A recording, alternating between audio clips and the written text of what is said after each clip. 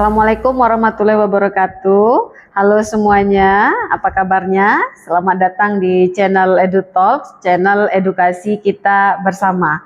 Tempat belajar yang seru, santai, tapi tetap insightful. Baik, hari ini kita akan membahas sesuatu hal yang sering bikin kita heboh di berita, tapi juga bikin pusing akademisi dan birokrat, yaitu korupsi. Tapi tenang, kita nggak mau hanya mengeluh atau sekedar marah-marah. Kita akan bongkar bagaimana cara mencegah korupsi dalam administrasi publik. Ayo kita kepoin.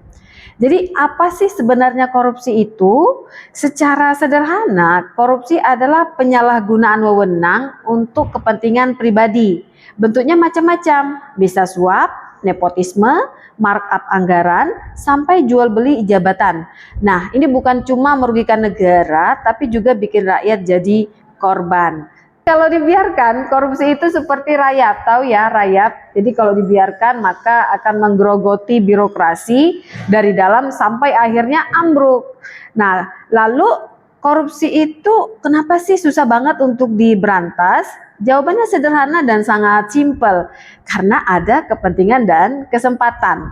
Nah, yang perlu kita ketahui adalah ada 3 faktor utama yang membuat korupsi itu susah hilang.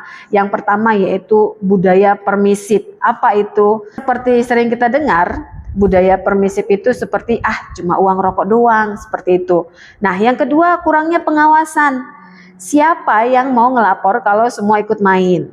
Yang ketiga yaitu sistem yang tidak transparan. Kalau dokumen itu gampang dimanipulasi, siapa yang tahu? Jadi kalau ada kesempatan, sistem yang lemah dan budaya yang mendukung, ya korupsi bakal terus tumbuh.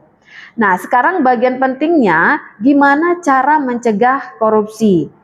Yuk kita bedah beberapa strategi yang bisa kita terapkan dalam administrasi publik agar kita bisa mencegah korupsi. Yang pertama yaitu meningkatkan transparansi dan akuntabilitas.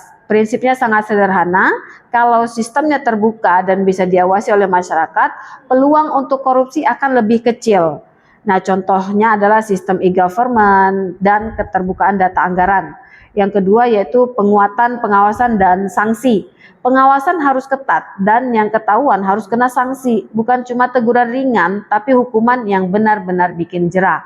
Ya, yang ketiga yaitu reformasi birokrasi dan digitalisasi.